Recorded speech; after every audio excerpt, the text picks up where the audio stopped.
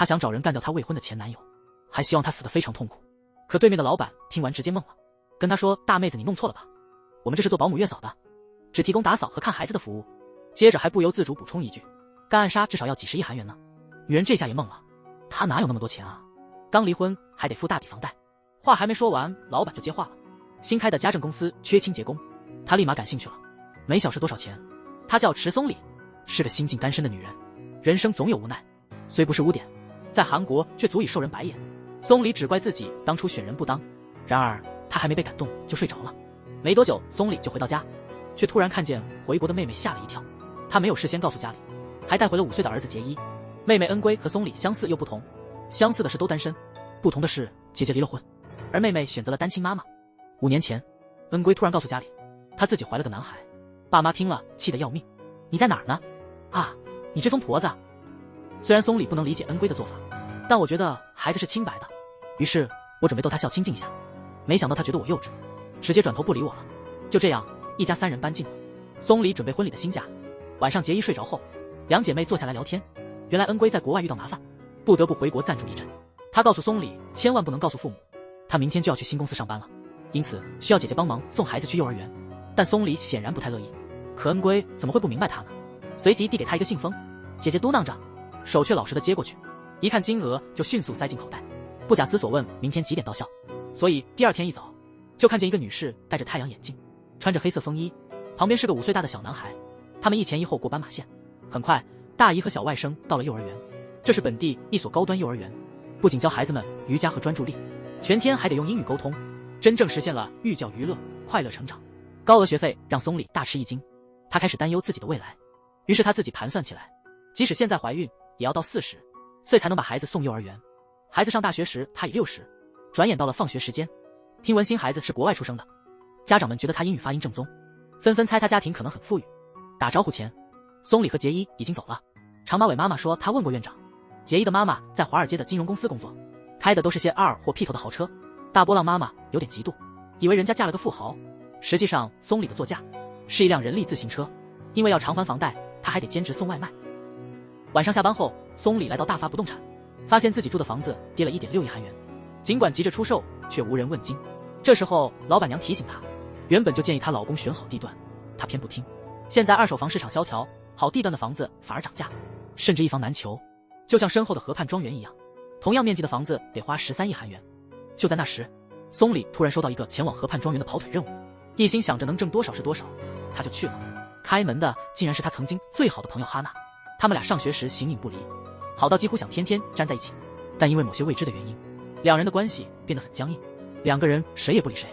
回神的松里为了避免尴尬，扭身就跑，结果一滑摔了个大跟头，滚了好几圈，反正顾不上疼赶紧撤。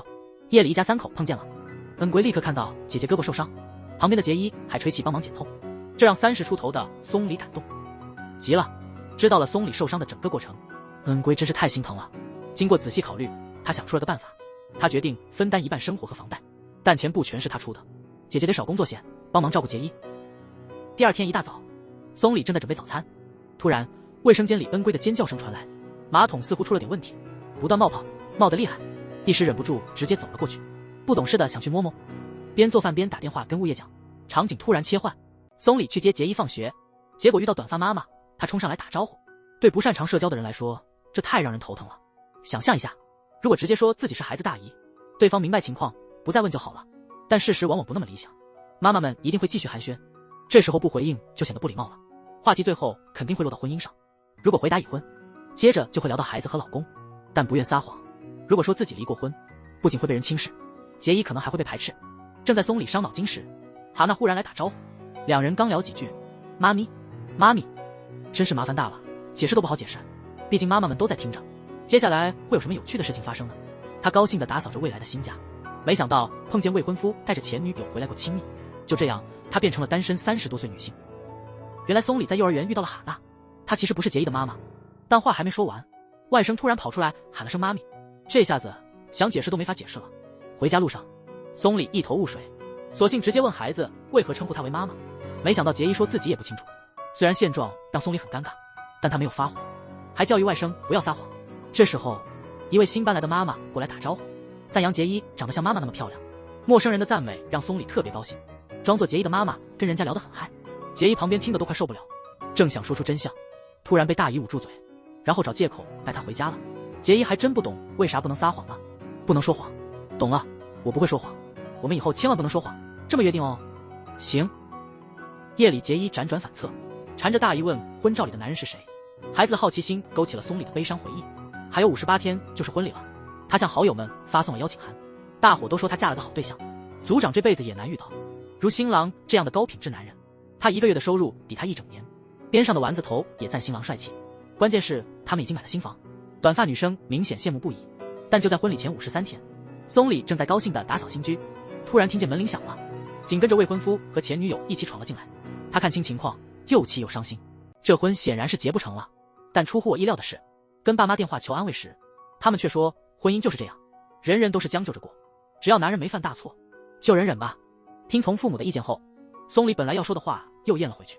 第二天就找了律师讨论分财产，却被告知他们虽未办婚礼，但已登记结婚，在法律上他们已是夫妻，并且未婚夫已用夫妻的名义贷款，意味着分财产时债务也要一同分担。松里越听越气愤，没有婚礼就算了，自己还成了债主。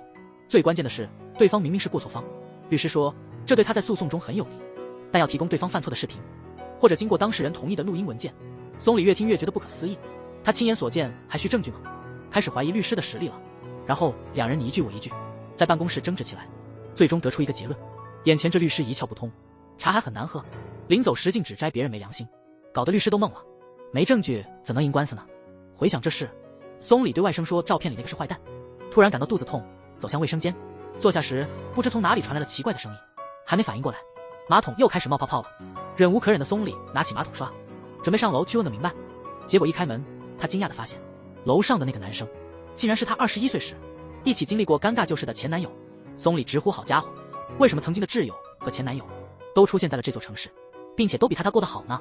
他只是想请隔壁的老王帮忙疏通下水道，偶遇让人心烦的前男友，两人似乎即将重燃旧情，却被他妻子突然打断。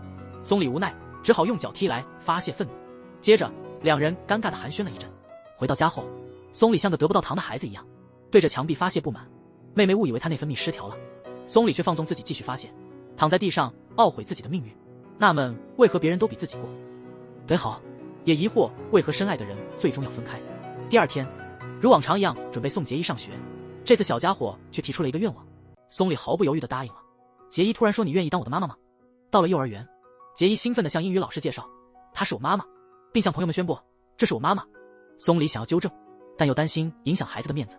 镜头转换，松里来到他平日打工的咖啡店，还没来得及和帅气的老板聊几句，便遇到了一群孩子的家长。松里真想找个地方躲起来，对方却热情地上前打招呼，好奇地询问松里在咖啡店做什么。松里感到手足无措，幸好易安及时出面解释说松里是咖啡店的老板。随后家长们开始热络的自我介绍，而松里始终无法插入话题，独自旁观他们的交流，尴尬的场面达到了极点。与此同时，刚结束会议的哈娜突然接到了妈妈群发来的消息，她本想感慨他们的生活多么惬意，却意外发现松里也在群里，并且还被误传为咖啡店的老板。哈娜不理解为何松里不回她的消息，但她相信凭借他们以往的关系，肯定能比其他人更快地变得亲密。等到妈妈们离开后，易安突然严肃地对员工说，批评自己刚才的表现不佳，还叫做客的松里过来亲自调制咖啡。松里不懂为什么易安要称呼他为老板，事实上连易安自己也是迷糊的，他随便找了个理由敷衍了过去，甚至他自己也认为松里不仅调制的咖啡味道出众，连他的气质都更像是老板。这导致了一些人四处散播谣言，说什么有钱的姐姐帮忙开了店真好，并且因为我的面孔总是有许多奇怪的谣言。这一天，松里正准备出门采购物资，却发现对面的邻居贴了个便利贴，警告他不要随意放置玩具，这让松里气愤到想搬离这个社区。但他离开后，对面邻居回家又被玩具车绊倒，谁能想到邻居竟是冤家路窄的律师，又开始抱怨社区的管理不善，这让他也产生了搬家的念头。不久后，哈娜意外地再次遇到了松里，他便想要上前搭讪，然而一见到哈娜，松里就如同见到了天敌般，立刻转身逃跑。于是在超市里，两人上演了一场追逐戏，终于两人还是平静地坐了下来。尽管已经有10年未见，松里一时间不知如何打破沉默，幸好哈娜主动开口询问他的近况。聊了没多久，两人的对话又演变成了争执。这时松里才意识到，他之所以切断联系，是因为哈娜的唠叨总触碰他的痛处，让他感到不幸。哈娜从不肯稍加表扬或给予他一些鼓励，然而哈娜认为自己并无不妥，因为松里带回的男友要么怪异，要么不靠谱，作为好友，他自然频繁提出忠告。两人在争吵中逐渐冷静了下来，因为那已是无法挽回的往事。男人精心布置了房间，想和妻子来场激情的战斗，结果却被赶出房间。最后他竟联系了前女友。那个，可以单独找时间见个面吗？松里怎么也想不到前男友也是个渣男，便找到哈娜诉苦。哈娜倒不觉得奇怪，毕竟据说这是有妇之夫惯用的开场戏码，故意借题发挥，让对方感觉有机可乘。这时松里好奇哈娜一周能战斗几次，哈娜准备掐指一算，引得一旁的松里反倒有些难为情，哈娜便及时打住，同时建议松里干脆找个算命大师帮忙咨询人生大事。结束短暂的闲聊，松里就准备回家，结果刚到门口，就看见对门的那家伙又在门上贴小纸条，上前就将其撕掉，并提醒对方通过网络查询，那么小的儿童玩具车放在过道，既没堵住逃生通道，也没违反消防规定，为何还总是计较？可这人觉得松里无论如何辩解，都无法改变他孩子的玩具挡路的事实。那不是我的孩子好吗？松里刚准备解释那是他的侄子，仔细一看，这不正是那个水平不高的律师吗？恰好贤佑也认出了他，便询问他离婚的问题是否已妥善解决，遇到了其他善良的律师，顺利解决了。我现在过得很好。临走时，这家伙还提醒松里，网上观点不一定对，总之就是强调搬走那个玩具，因为我是法律专家。那个也是问答网站律师的答复。经过这次交锋，松里真怀疑房子风水有问题，便联系哈娜，让他介绍个算命大师。第二天他就找到了这人，大师一眼看出松里是为男人的事来找他，还感觉他内心柔弱，常觉得寂寞。松里瞬间觉得这人算得太准，还懂得察言观色，知道投其所好。松里就这样被他忽悠得一愣一愣的，顺势还问了房屋风水和未来走向。然后这人就拿出签筒，让松里抽一签。接下来这人就开始装神弄鬼，说松里的房子风水很好，千万不能搬，因为那里的气场会带来桃花运，所以强调一定要抓住这次机会，这样明年就能结婚，否则一旦错过，就得等40多年。松里回家就告诉了恩主，结果妹妹开心的不得了，直接邀请姐姐老了后一起住养老院，何必自寻烦恼再结婚？可松里仔细一想，出现在身边的男人，不是幼儿园的校车司机，就是小区的保安大叔，要么就是帅气的咖啡店老板，这个就算了，年龄太小，他也不好强求。这时，松里又收到郑浩的短信，气得他差点发疯，于是打算当面和他了结。然而两人刚见面，郑浩就跪下求他帮忙。男人和妻子玩得太过火，结果出门时忘了带钥匙，只好联系了前女友。你竟然要我把钥匙送到旅馆？原来郑浩发现，虽然他努力迎合妻子，让卧室充满浪漫，但随着时间推移，两人的亲密接触越来越少，直到连续数月都没有一次，这让他感到危机。于是找到松里，毕竟以前是松里教他如何恋爱。然而他详细描述细节，够了。松里猜测是不是郑浩有错在先，才导致妻子对他越来越疏远。可郑浩觉得自己明明为了老婆杜绝了所有不良嗜好，但妻子现在总是抱着平板，就连他要求亲密接触，妻子总是找身体不舒服的借口推脱，即使勉强同意，也总是盯着平板，导致郑浩还没开始就结束了，感觉自己成了秒男。他觉得问题出在平板上，可密码既不是生日也不是纪念日，让他无从下手。松里猜测妻子可能有外遇，本想安慰，结果郑浩更伤心。于是松里拿出刚撕下的纸条，简单揉了揉，递给郑浩。这一幕被夜跑的贤佑看到，嘟囔了几句，发现女方是邻居，便以为松里离婚后自甘堕落。松里刚拿出请来的好运符，易安就邀请他共进晚餐，想起大师说命中注定的丈夫就在身边，还是王子，于是他去了西餐厅，顺便打听易安的真实年龄。吼哟，真是的，真巧，刚才那一幕又被贤佑看到了。临别时，松里目送易安离去，以及他的车是白马吧。这时贤佑突然出现，好心提醒，离婚诉讼中最好别过度交往，否则会影响判决结果。结果松里觉得他多管闲事，我离婚离得很干净。总之，一个觉得对方没实力，一个觉得对方难伺候，目光短浅。转眼到了第二天，这次赞扬出现在易安的咖啡厅，松里一直盯着别人，搞得易安以为他喜欢女生。什么？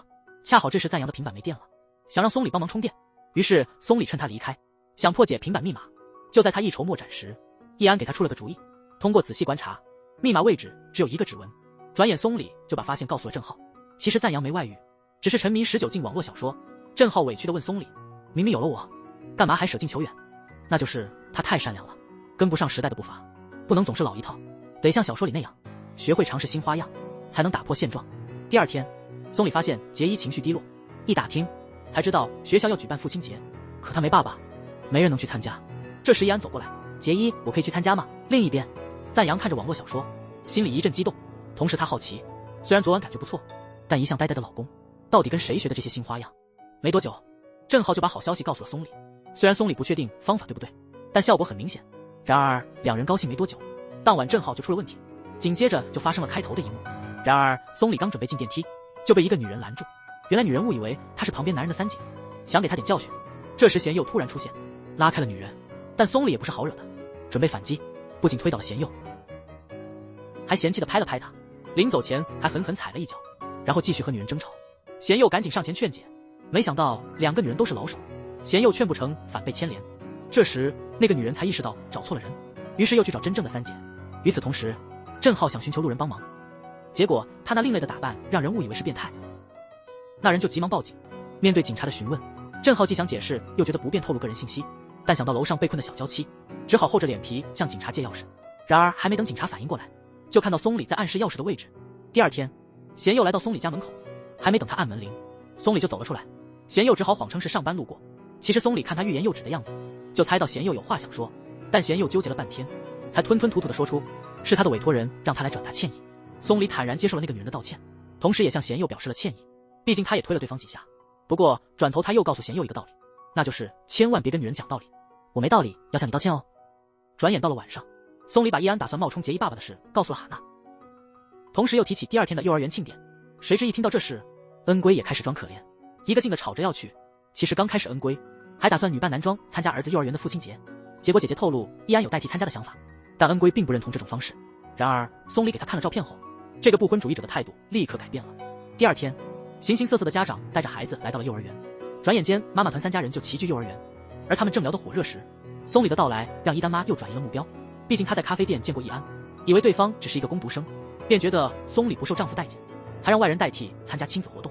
听到这里，哈娜便上前帮忙，谎称松里的丈夫正在国外，还是证券公司分部的总经理，并且管理的资金都超1000亿，甚至还是全球知名学校的毕业生，反正就是一阵胡吹乱造，引得伊丹妈几人一个劲的巴结。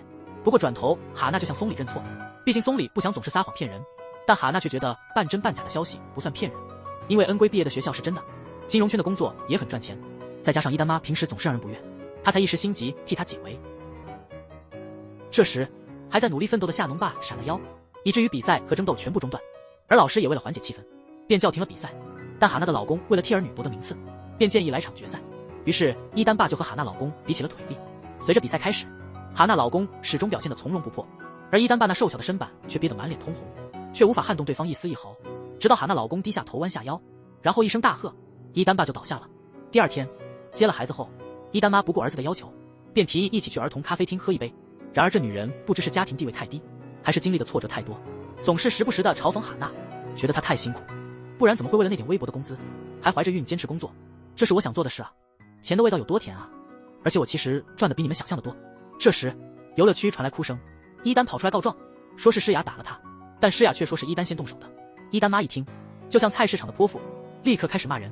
松里想劝解，却也难逃他的责骂，就连和他站在一起的两人都觉得他不可理喻。就在这时，一个声音打断了他们，原来是赞扬在儿童区拍摄素材，巧的是他拍下了刚才的一幕。真相大白，伊丹妈想把责任推给儿子，直到儿子解释是误会后，他才勉强敷衍的道歉，然后匆匆离开。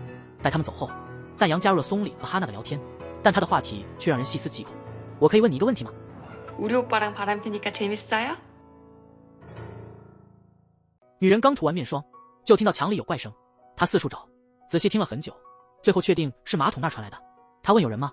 原来她早就发现老公和松里有秘密，趁老公扔垃圾时偷偷看了他的社交软件，还暗中观察他。最后她怀疑是楼下的住户，于是她问松里，你和我老公外遇开心吗？松里没想到他会这么问，只能说是误会，但哈娜不小心说漏嘴，他们曾是男女朋友。松里只好说他只是给郑浩做了一些性咨询。哈娜和赞扬都很惊讶，松里又强调郑浩很爱赞扬，只是担心自己不够好才会找他咨询。他还说可以查通话记录，但赞扬听到这些不但没生气，反而很兴奋。她一直觉得丈夫生活太正经，没有以前的什么合照，有点失落。现在松里出现，让她觉得生活有了点情趣。松里他们虽然不懂她为啥这么想，但觉得除了误会应该没别的。谁知赞扬又问松里那些奇怪的战斗技巧是从哪儿学的。哈娜也好奇，松里尴尬的摇头否认，但赞扬抓住他的手说谢谢，还说这是他第一次尝试。松里不想再聊这个，就问赞扬怎么会在儿童咖啡厅，结果两人玩起了儿童蹦床，说早就想玩，但不好意思进来。这天恩圭带着儿子出门玩，松里不小心滑倒伤了腰，困在浴室。他想用语音功能叫警察，又怕影响房子卖，就想联系妹妹，但恩圭电话关机，他只能躺在地上抱怨。后来在赞扬的帮助下，松里得救了，但赞扬性格跳脱，说话有时让人哭笑不得，他说你差点孤独死，又说我也会再找另一半。这时赞阳才意识到说错话，接着赞阳和哈娜给松里出主意，让他参加单身联谊，认识新朋友。松里加入了跑步团队，没想到贤佑也在。他加入只是想交朋友，没想到会遇到松里，两人又开始了日常互动。但没多久，松里就失去平衡，贤佑本能地接住了他，但两人一直看不对眼。贤佑把他放下后，松里就把气撒在跑步上，决心超越自己。到了晚上聚餐，发现聚餐的人几乎都是离异的，理由都很相似，要么是前妻出轨。贤佑根据经验判断，既然孩子抚养权在对方那儿，不可能是出轨的一方。于是两人结束了聚会。回家路上，他们看到一个可疑的人。松里想起白天的通缉公告，想着上千万的悬赏，就冲了上去。两人合力想制服对方，却发现是哈娜的老公程泰。还没等松里问原因，程泰就挣脱跑了。贤佑和松里紧追不舍，想知道他为啥半夜在这。没跑多远，贤佑和一个黑衣人撞了个满怀，以为是程泰，结果是通缉的嫌犯。松里为了悬赏也帮忙，但越帮越忙，还咬了贤佑一口，让嫌犯挣脱了。眼看着嫌犯要攻击他们，贤佑下意识地保护松里，好在程泰及时出现，化解了危机。不久，警察赶到现场。程泰本来不想出席市民颁奖仪式，好像怕哈娜知道，但听说有悬赏，态度就变了。警察走后，程泰才告诉松里，他只是在送外卖，但拜托松里别告诉哈娜。看来公司出事了。原来程泰马上要有第3个孩子了，为了多赚点奶粉钱，他开始玩虚拟货币。一开始形势还不错，经常涨，但随着他越投越多，把公司奖金和房贷都投进去后，虚拟货币突然崩盘，变成了一堆废纸，所以他才偷偷兼职送外卖。程泰还向松里滑跪，求他别把这事告诉哈娜，说等找到机会自然会说。松里不明白到底欠了多少，程泰比了个手势，他才知道他胆子有多大。但为了闺蜜，松里答应把自己的奖金借给他，也装作不知道，但前提是程泰必须在明天之前跟哈娜坦白，不然他就自己说。于是程泰回到家后，开始想方设法讨好哈娜，但他这种提心吊胆、畏首畏尾的样子，怎么看都别扭。哈娜也发现丈夫的举止有点反常，以为是因为抓捕凶犯的事，就提醒他见义勇为也要注意安全，不然受伤了怎么办？程泰觉得自己身强力壮，应该没事，但哈娜又好奇，那么晚他怎么会在那种偏僻地方？程泰想起松里的警告，就撒谎说回家路上看到哈娜有危险，才跟上去帮忙制服了歹徒。虽然理由不错，但总得坦白房贷的事。程泰结巴着想跟妻子坦白，但磨了半天，还是没那个勇气说出口。一转眼到了第2天，松里又给他发了消息，程泰又开始忐忑不安的想跟妻子坦白，没想到哈娜先提起了松里。程泰吓坏了，以为事情露馅了，结果哈娜说的是松里家隔音差，楼上一唱歌就能听见。哈娜还庆幸自家房子买得值，程泰赶紧附和。哈娜又吐槽那些抵押房子贷款的人是疯子，这话把程泰吓了一跳。他既后悔又愧疚，但就是不敢说出实情。然而纸包不住火，当晚哈娜发现丈夫抵押了房子，质问为啥不和他商量。程泰见事情败露，跪下求情，说本来想说但不敢，但会想办法解决问题，但这种事不商量，还偷偷抵押房子，借了一大笔钱，让哈娜很失望。他决定离家出走。好在松里很快找到哈娜，但哈娜被伤透了心，决定离婚。松里没想到会闹这么大，为了缓和两人关系，让哈娜暂住自己家，还考虑到哈娜怀孕，决定给她买点吃的。一开始哈娜不想再麻烦姐妹俩，但恩圭作为过来人，一眼看出她因为孕吐特别想吃东西，就说可以帮她买想吃的东西。松里也觉得闺蜜之间就应该互相帮忙，在姐妹俩的劝说下，哈娜不好意思地说出了一个食物：金家奶油红豆鲷鱼烧，我想吃那个。接下来姐妹俩开始到处找这家摊铺，但两人都不认路，连东南西北都分不清。恩圭提议两人分头行动，没多久松里就找到了摊铺，还看到贤佑也在，但他来晚了，老板已经卖光了食材，准备收摊。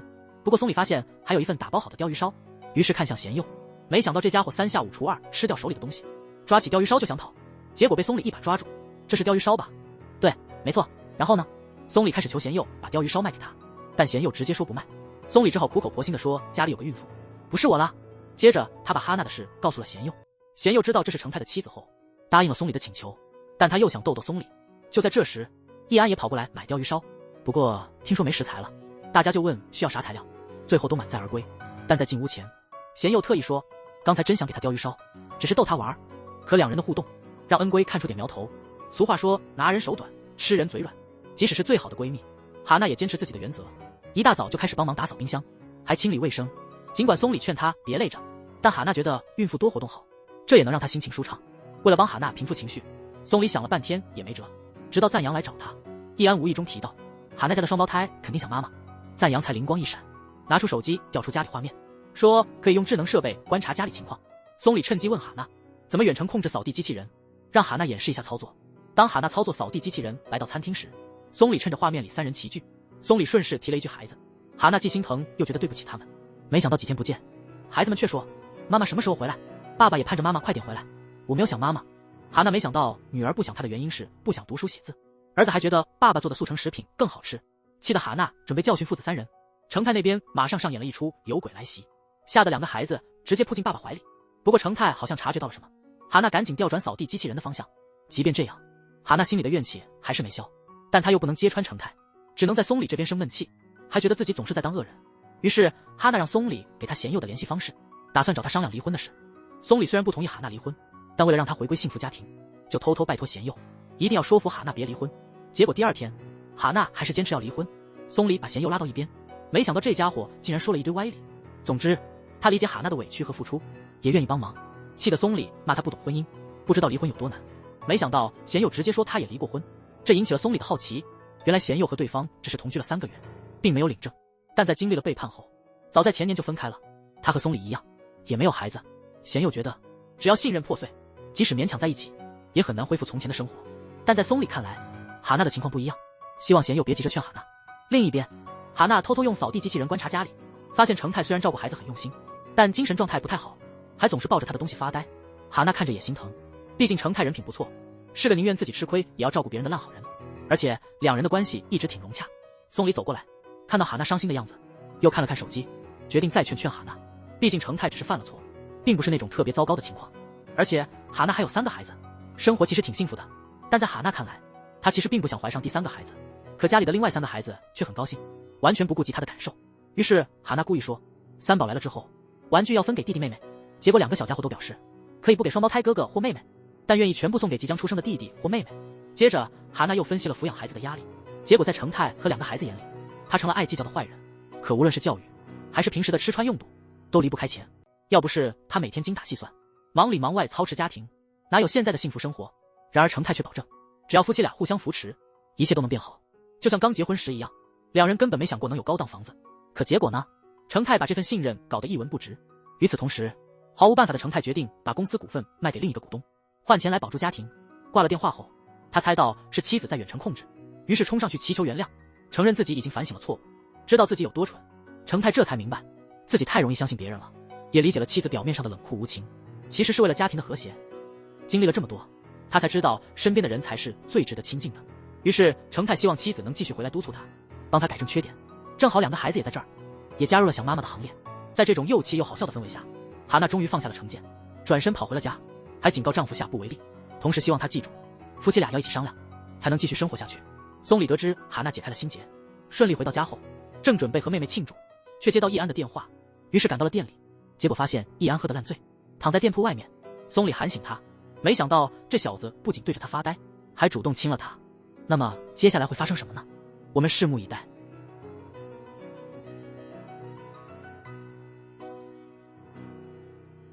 昨晚易安借着酒劲偷亲了松里，结果隔了一夜，易安就开始装糊涂，说喝断片了，完全不记得发生了什么，弄得松里也不好再问。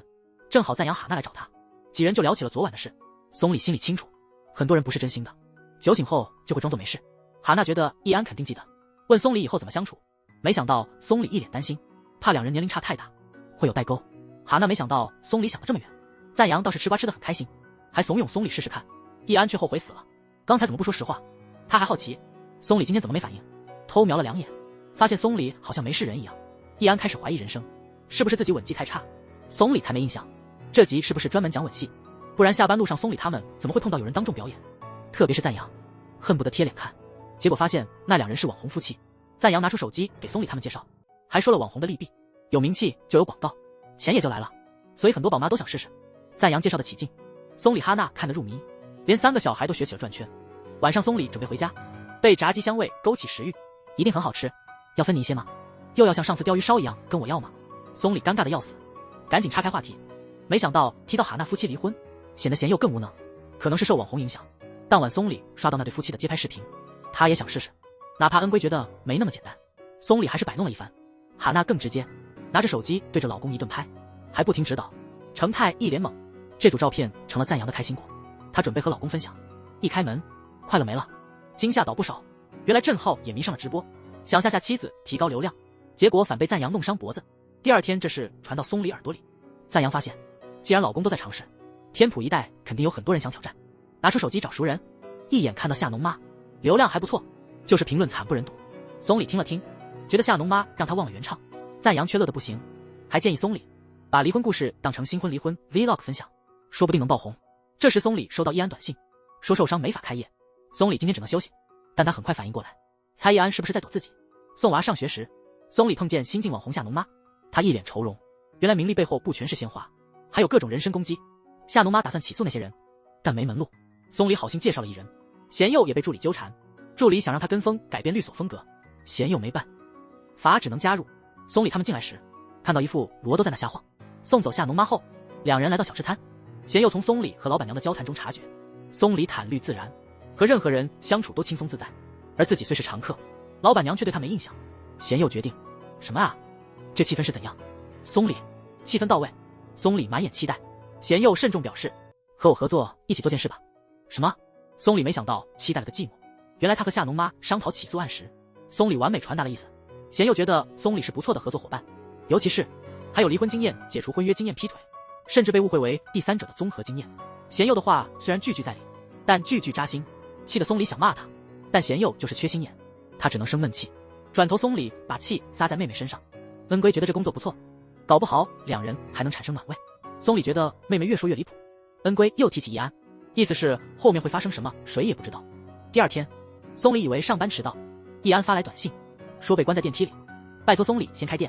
松里起先挺高兴，不用在意迟到，但转念一想，易安是不是在躲自己？其实易安心里五味杂陈，昨晚他还准备坦白，结果今天就来这么一出，让他觉得老天在刁难，但他觉得不该气馁，应该逆天而行。松里决定听妹妹的劝，尝试新工作。平常要好的宝妈三人组今天只来了2人。从谈话中了解到，夏农妈热度越来越高，两人都想跟着拍视频。伊丹妈害羞不想露脸，语气中透出嫉妒心。松里看在眼里，转头通知了贤佑。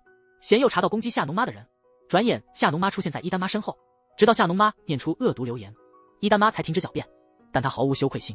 两人争吵成了路人手中的素材，本以为要决裂，结果因为网红手撕心机婊走红，再次达成同盟。当晚松里邀约贤佑，没想到夏农妈最后让贤佑白忙活，松里感到愧疚，但两人关系越来越融洽。微醉时，两人倾诉失败婚姻，好巧不巧，两人有相同经历，都是在快结婚时发现伴侣出轨，住的都是新房，唯一不同是贤佑不再信任爱情，惧怕两性接触，松里相反，还在寻找归宿。贤佑认为，如果他们在一起，会因个性不合100%吵架，结果打脸来得快。回家路上，两人同心再起，玩起了儿童滑梯，意外来得巧，贤佑卡住了胳膊，松里好心帮忙，结果喝太多，醉意朦胧下搂住了贤佑，两人四目相对，刚才贤佑还说不和，现在都不如眼前人真切。在酒精作用下，直接睡到日上三竿，醒来发现衣服都换了，贤佑只有模糊记忆。你有自信明天不会后悔吗？男人醒来后捂着嘴打量陌生的房间，想起昨晚自己迷迷糊糊喊着松里，还抱着他吐得一塌糊涂，贤佑气得狂扇自己几个耳光。随后他悄悄想溜出松里的房间，没想到一出门就被杰伊撞见，只能尴尬地应付小家伙和松里。得知松里帮他洗了衣服，贤佑问，我昨天拖到什么程度了？这时恩圭也走了出来，贤佑更加无地自容，没想到这只是开始，更大的惊喜还在后面。贤佑正想逃回家，一开门就撞见了松里的妈妈。松里妈一进门就开始质问，是不是忙着藏男人，才故意不接电话？松里急忙否认，解释说贤佑是隔壁邻居，昨晚只是喝多了。好在杰伊突然出现，乖巧的模样吸引了2位老人的注意，但松里和贤佑还是难逃一劫，毕竟贤佑穿着松里的卫衣，关系一目了然。松里爸开始了长达数小时的盘问，贤佑刚开始还想解释，没想到松里妈想得更远，觉得两人经常来往，迟早会看对眼。经过一番了解，他发现贤佑年龄、工作、住房、家境都无可挑剔，简直是女儿的完美人选。丈母娘越看越喜欢，越听越满意，于是邀请贤佑参加他的60岁生日派对。松里没想到事情越闹越大，找了个借口送走贤佑，抱歉的同时希望贤佑不要介意，更不用在意老妈的60大寿。松里没想到桃花运来得这么猛，有邻居贤佑，咖啡店老板易安，甚至前夫也在求复婚。原来松里收到前夫求复合的短信，他还追到了门外，但他似乎忘了自己给松里带来的伤害。松里根本不信他的花言巧语。转眼到了松里妈的生日宴，贤佑还没进包间，就看见自称松里丈夫的男人。几天前他还见过这人，只能扫兴离开。那人跑进包间，松里显然不欢迎他，但父母不清楚两人离婚的原因。前夫厚着脸皮给前岳母祝寿，还一个劲地表现自己。要不是看在母亲的生日宴上，松里真不想和他待在一起。他不想听他的豪言壮语，也不想再纠缠。但父母不明真相，还劝他原谅前夫，好好谈谈。松里没想到母亲不尊重他的意见，也不问离婚原因，就力挺前夫。他气得站起来控诉对方出轨，但话还没说完，就被贤佑打断。贤佑看着委屈的松里，充当起了保护神。松里喝了一杯烧酒，开始大吐苦水，说一切都是按母亲的要求做，结果换来的却是出轨。松里爸妈这才明白女儿的苦衷。贤佑也在前夫狡辩时说出了实情，毕竟松里曾找他咨询，法院也认定了男方的出轨行为。贤佑把事情交给2位老人，自己带着结衣在外面等。赶走前夫后，恩圭也开始倾诉自己的遭遇。她在国外也有过男友，但母亲总是用她的标准要求姐妹俩，加上看到母亲挑剔姐姐的男友，她不敢和家人分享。其实松里妈严格要求女儿，是因为她觉得女儿们是她的骄傲，希望她们被人珍惜，才会挑剔她们的男友。姐妹俩这才明白母亲的苦心，一家人终于解开了心结。送走父母后，恩圭借故给姐姐创造机会，希望她和贤佑能有发展。正如恩圭所愿，贤佑虽然害怕爱情，但已被松里吸引。他不仅帮他解决了前夫的纠缠，还认为不是松里看错人，而是那些人不懂他的好。第二天，松里突然问贤佑，将来还会再婚吗？贤佑误以为他在拖延工作，但还是回答了，经历过一次失败的婚姻，我不打算再尝试了。松里又问他还会恋爱吗？贤佑把问题抛回给他，追问是不是咖啡店的易安。见松里否认，贤佑松了口气，但一听到易安才20多岁，他突然催促松里快点完成工作，文案放得太高，松里够不着。这时伊丹妈突然出现，从包里拿出子孙嗝屁袋，想让贤佑帮他打离婚官司，但他只有怀疑，没有证据。在大家的帮助下，排除了夏农妈和陆姨妈的嫌疑。松里想到了一个办法，伊丹妈查看了丈夫的手机，根据导航地址找到了他的出轨证据。心灰意冷的伊丹妈决定搬离城市，松里也受到影响，有了搬家的想法。她和伊丹妈情况类似，都是丈夫出轨，且为家庭辞去了工作。这时松里接到不动产的电话，房子有了买家，他带买家看房，但杂乱的玄关让买家打退堂鼓。松里拉开鞋柜，亲自示范空间大小，但买家还是没兴趣。客厅凌乱潮湿，松里打开窗户通风，买家又看到了空气净化器。楼上传来响声，松里解释邻居平时很礼貌，但买家还是被吓到，以为遇到了鬼宅。中介建议松里趁买房热潮，提前做好准备，保持房间整洁。另一边，贤佑在健身房认识了郑浩，得知松里要搬家，他回到律所，拐弯抹角地问松里和易安的关系。得知他们不是男女朋友后，贤佑松了口气，你的房子卖得怎么样？我正在努力。松里在努力卖房，贤佑也在努力阻止买家。他拦住看房的小两口，谎称房间潮湿隔音差，甚至说楼层噪音大。小两口早就打听过其他住户，知道他在撒谎。贤佑又说这里风水不好，导致他和松里离婚。见两人不信，他拿出衣架装疯卖傻，终于吓走了他们。这一幕被郑浩看到，你从什么时候开始站在这的？其实在健身房时，贤佑的激动表情就让郑浩察觉他喜欢松里。贤佑越是激烈否认，越证明他动了心。第二天，松里听从哈娜的建议，把房间收拾得干干净净，去除了异味。这次来看房的小两口非常满意。当晚，贤佑想表白留住松里，但始终说不出口。他断断续续的言语让松里误会他在找茬。松里说，就算你再怎么妨碍，房子我已经卖掉了。就在他准备关门时，贤佑终于鼓起勇气，能不能不要走？我希望你可以一直住在这。律师，你的意思是你喜欢我吗？突如其来的紧张让松里关上了房门，因为只有这样才能让他短暂的逃避失败人生。然而逃避并不能解决问题，于是平复心情后，松里便重新打开了房门，表示想要慎重的考虑一番。两人的谈话恰好被杰伊听见。第二天，这个小家伙便有事没事的主动搭讪贤佑，我们这样站在一起好像一家人哦。什么？爸爸妈妈小孩，叔叔和我阿姨结婚吧？瞬间闹得贤佑手都红温了。不过他还是挺期待这种结果，于是趁机提出在松里两人一成，才让他和贤佑的关系逐渐发生了变化。如果期待破灭会让人难受，但连期待都没有的话，那么争取的机会也将失去。因此两人愿意给彼此一个机会。松里主动表明喜欢对方，接着贤佑也提出了约会邀请。确定了自己的心意后，松里便找到了易安，递交了辞职信。其实易安明白自己已经失去了先机，但还是想要告诉松里，我喜欢你。松里其实早就察觉易安喜欢自己了，但当时正逢离婚没多久，因此有了戒备之心，不敢轻易的尝试。而这种类似时机的缘分，就是那么的巧妙，让自己选择了假装不知易安喜欢自己，也让自己在特定的时候答应了贤佑易安。误以为是表达心意的时间太晚，有时候不是因为某个合适的时机，而是有人会悄悄地渗透进自己的心房，让自己不知不觉地喜欢上他，甚至自己都不知道是从什么时候开始告别了。易安松里便来到了和贤佑约好的地点，